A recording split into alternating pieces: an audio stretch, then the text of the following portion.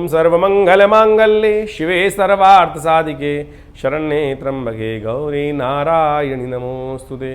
शरणागत दीनार्थ परित्राण परायणे सर्वशार्थ हरे देवी नारायणी नमोस्तुते। नमस्कार, स्वागत है आपका आचार्यवाणी में। मैं आचार्य डॉक्टर विक्रमादित्य आपके साथ हूँ और ग्रह नक्षत्रों के प्रभाव के अनुसार से क्या कुछ योग आपके लिए बनने वाले हैं वो आप समझ लीजिए। देखिए, आज हम उपस्थित हैं आपके पास मकर राशि वालों के लिए बृहस्पति का जो ये परिवर्तन होने जा रहा है वो क्या कुछ प्रभाव उत्पन्न करेगा। देखिए मकर राशि वालों, आपकी राशि के अनुसार से या लग्न के हिसाब से हम बात करें तो बृहस्पति महाराज आपके बहुत इंपॉर्टेंट ग्रह हैं। आपके तीसरे भाव के और 12वें भाव के मालिक माने जाते हैं। तीसरा भाव मित्रों का भाव है, पराक्रम का भाव है, और वहीं 12वां भाव जो है वो नुकसान का और जुर्माने का भाव माना जाता है, हानि का भाव माना जाता है। इन दोनों इंपॉर्टेंट भावों के मालिक हैं बृहस्पति, और जो स्वयं चतुर्थ भाव में इस वक्त विराजमान है। चतुर्थ भाव में किसके साथ? राहु के साथ विराजमान है। ये एक कष्ट का योग बन रहा है। चतुर्थ भाव में जब बृहस्पति आए थे आज से करीब करीब 4-6 महीने पहले, तब बड़ी उम्मीद जागी थी कि बृहस्पति महाराज बहुत सुंदर तरीके से आपको लाभ देने के योग बनाएंगे, लेकिन वो हो नहीं पाया। कारण क्या था?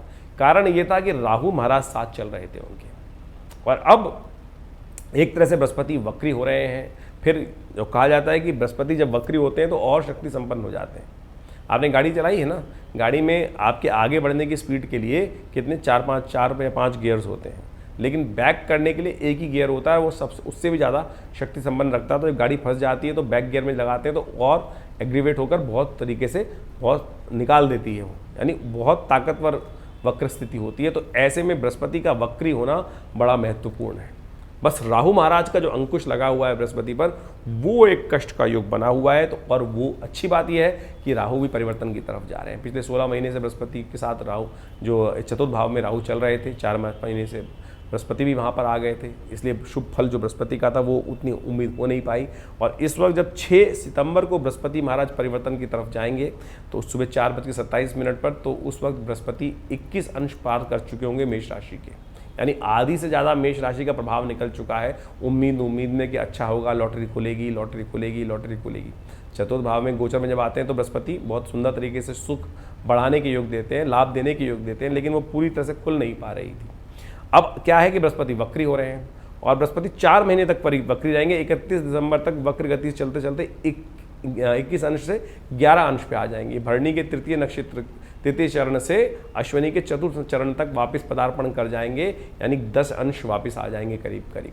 और एक दूसरी सुंदर बात क्या होगी, 30 अक्टूबर को राहु परिवर्तन कर जाएंगे, और राहु का परिवर्तन भी बहुत इंपॉर्टेंट रहेगा आपकी राशि के अनुसार से। यदि बात करें मकर राशि वालों के लिए, ये आपके संपर्कों को बढ़ाएंगे बहुत, यानी 30 अक्टूबर के बाद से हम चाहेंगे, हमें ऐसा लगता है कि एक पॉजिटिव चेंजेस की लहर आपकी राशि में, आपके जीवन में आने के सुंदर योग बन रहे हैं। देखिए, इस वक्त आपकी 7.5 का अंतिम भाग चल रहा है।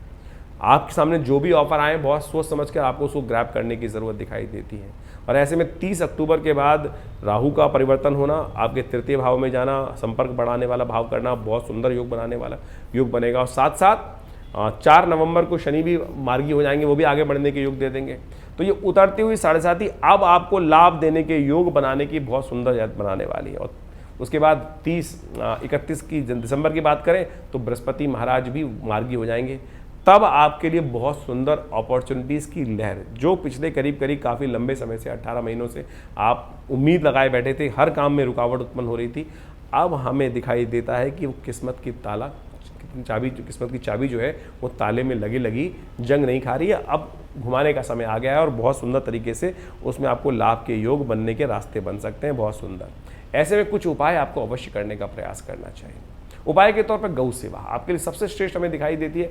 गौ सेवा यथाउचित भाव से करने का प्रयास करें। बृहस्पतिवार के दिन हो या बुधवार के दिन गाय को पालक भेज दीजिए खिलाने के लिए, चने की दाल विशेष तौर पे गाय को खिला दीजिए, ये बहुत सुंदर उपाय का। श्री गणेश की उपासना आजकल विशेष तौर पे समझें, गणेश की उपासना नित्यपति करें। गणेश जी को विशेष तौर पर दूर्वा अर्पित नित्यपति थोड़ी सी तोड़ लें और गंगणाधिपतये नमः इस मंत्र का जप करते हुए उनको अर्पित करने का प्रयास करें। हमें दिखाई देता है कि ये परिवर्तन जो होने जाने के योग बन रहे हैं आने वाले समय में बहुत महत्वपूर्ण आपके लिए होने वाले हैं। तो आप अच्छे समझ लें कि क्या कुछ होने के योग हैं आपके लिए। अब अपनी जन्मपत्री को अच्छे से एनालाइज करने की ज़रूरत है। गोचर में साफ साफ दिखाई दे रहा है कि ये बृहस्पति का परिवर्तन और उसके बाद राहु का परिवर्तन ये आपके लिए बहुत महत्वपूर्ण समय लेके आता दिखाई दे रहा है। दौड़ता भागता आ रहा है समय, और उसके इंतज़ार में थोड़ा ध्यान रखते हुए कार्य करने का प्रयास करें। जो उपाय बताए हैं उनको अवश्य करें और पूरी तरह से अपनी जन्मपत्री को एनालाइज कर देख लें, कहीं कोई दशा वशा कोई कष्ट ना दे रही हो, उसका भी उपाय करके ध्यान रखें। ये आने वाले 4-6 महीने जो रहेंगे बृहस्पति के परिवर्तन होने के बाद, जब मार्गी होकर बृहस्पति बन जाएंगे, तो बहुत सुंदर रहेंगे, बहुत पॉजिटिव रहेंगे और बहुत कुछ आपको प्राप्त करने के, लॉटरी खोलने के योग बनाने वाले हैं। तो उसका इंतज़ार कीजिए। धन्यवाद।